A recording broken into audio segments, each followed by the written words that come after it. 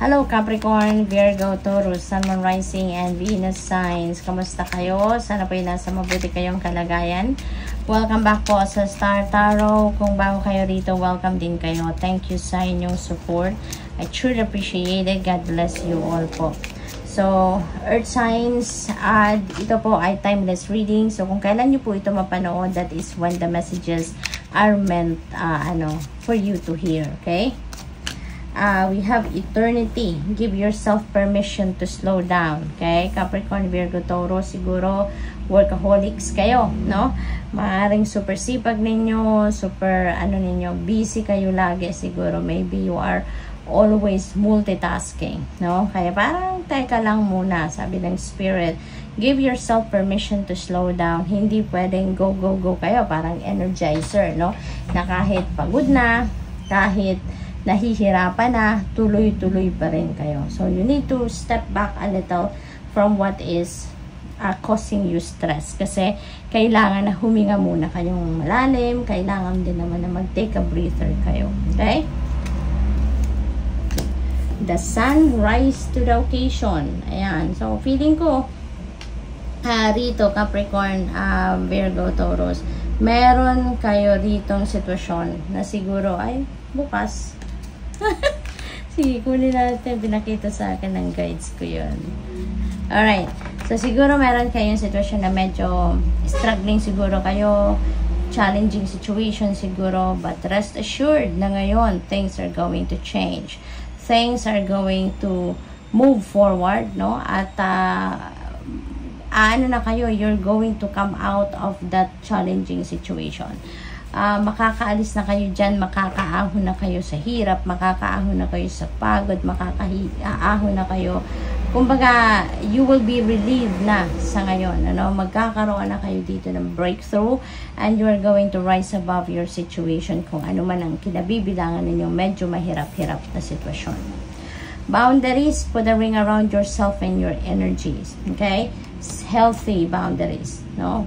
Personal healthy boundaries, itong panawagan sa inyo sa ngayon, Capricorn, Virgo, Taurus, na kailangan ninyong i-build around yourself, no?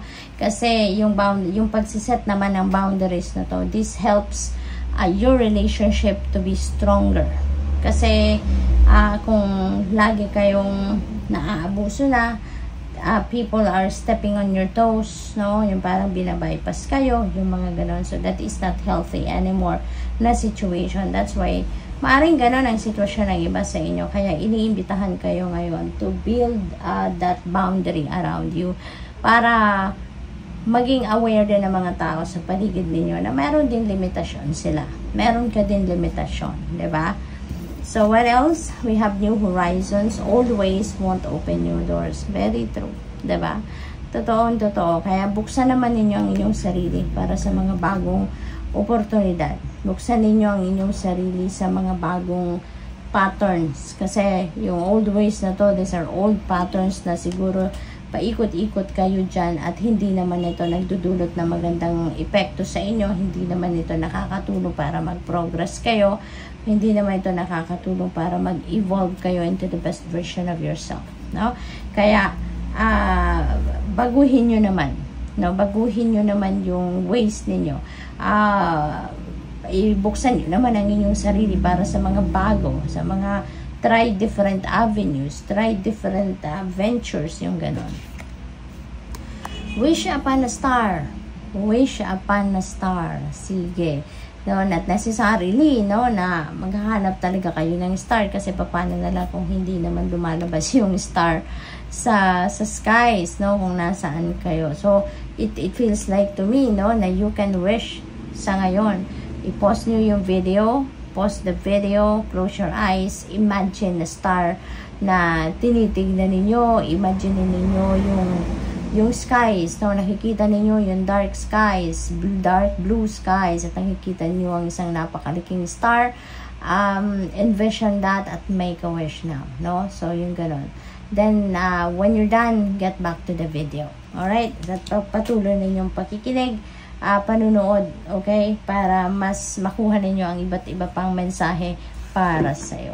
So, tignan natin kung ano pa.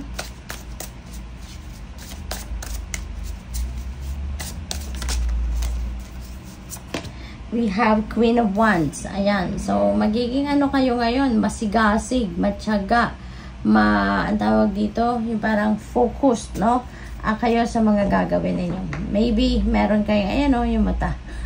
Talagang ayaw na price kayo, focused kayo, sumusunod kayo sa inyong intuition, kaya makakarating kayo sa kung saan kayo dapat makarating, no?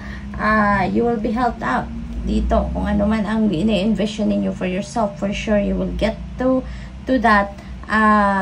Kaya ano kayo, focused kayo, gagawin ninyo ang lahat, no? No one or nothing can get in your way. Sa ngayon, hindi ninyo papayagan yan hanggang sa marating ninyo yung gusto ninyong marating. Judgment energy. Ayan. So, you may need to do some kind of reassessment sa mga nangyayari sa buhay ninyo. Maaring with that, maaring related dito sa isang decision making na kailangan ninyong harapin, na kailangan ninyong i-assess ang sarili ninyo, i-assess ninyo yung mga nagawa na ninyo, yung mga nangyayari sa buhay ninyo, at maaring there will be an awakening, maaring you will realize something, no? After that, no, na magmuni-muni kayo. We have Page of Pentacles. Napakaganda nito pagdating sa money, career, and finances ninyo. Kasi ito may mga magagandang balita, no, na related sa pera, related sa inyong mga talents and skills. At maaring related din ito sa mga documents. Maaring meron kayong mga pipirmahang dokumento din sa ngayon na maaring related sa properties, mga buy and sell, mga ganon, or baka may binibenta kayo or binibili kayong property. Maaring meron kayong mga i-review sa ngayon, ano, na nagpapeles, or baka merong offer dito sa inyo ng trabaho or career, no, na gagamitin ninyo dito yung inyong talents and skills. What else? We have Hanged Man. Yan, it's time to do reflection and introspection talaga, no? So, this is related, no, dito kay judgment that is linked to each other. Kailangan ninyong magpahinga muna, step back muna kayo from what is making you so busy at magnilay-nilay, no? Mag-isip-isip. Maaaring meron ditong lalabas na bagong, ideas, bagong plans, may arise. Baka meron ditong new perspective din, na will arise as well. Kaya kailangan ninyo muna na magpahinga. Okay? What else? We have nourishment. Ayan, speaking of pahinga, kailangan nyo din siguro magpahinga kasi maaari talaga na pagod na kayo, no? Maaaring pagod na kayo, hindi na ninyo na-nourish ang sarili ninyo, ang katawan ninyo. Kaya baka hindi na kayo nakakakain ng rice. Ayan. So, siguro, naging vegetarian na kayo. Kaya hindi na kayo nakakakain ng rice. Maaaring ganun ang ganap dyan. But, you know what? Feeling ko, hindi ninyo. Sa sobrang kabisihan ninyo, kaya may slowdown dito, diba? Siguro sa kabisihan ninyo, no? Hindi na kayo nakakapagluto ng lutong bahay. Hindi na kayo nakakakain madalas, no? Ng kanin, ng quality food na dati ninyong piniprepare, no? Kaya it's time for you to nourish yourself.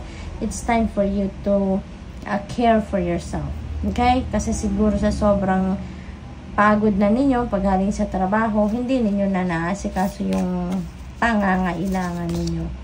Abundance, look at that. Wow. Capricorn, Virgo, Taurus, you are going to be very abundant. May mga blessings na paparating pang kaperahan. So, definitely this is financial blessings, financial abundance and prosperity coming your way, no? So, napakaganda. Anuhin nyo na, i-prepare nyo na yung sarili ninyo sa pagtanggap ng abundance na ito, no? At magiging maluwag na kayo pagdating sa pera. We have faith, kapit lang, laban lang, lagi lang kayong kapit sa inyong hope and faith, Always keep your hope and faith alive, ano man ang inyong sitwasyon, lalo na kung medyo difficult ang sitwasyon na pinagdadaanan ninyo, huwag kayong susuko, no? Lagi lang ninyong always keep the hope and faith burning in your heart at lagi lang kayong umasa for the best possible outcome, no? Magtiwala kayo sa Panginoon, magtiwala kayo sa divine plan, that everything that happens sa buhay ninyo, that is for your best interest, that is for your highest good. Minsan, may challenge muna, tapos at the end of the day, you will see the outcome, no? Na para din pala sa inyong ikakabuti ang mga nangyari. We have movement. Ayan, maaaring physical movement ito. Baka maraming pagbabago ang magaganap sa buhay ninyo. Baka kailangan din ninyo na mag-travel dito. Baka merong paglilipat ng trabaho, opisina, employer, paglilipat ng bahay, ng tirahan.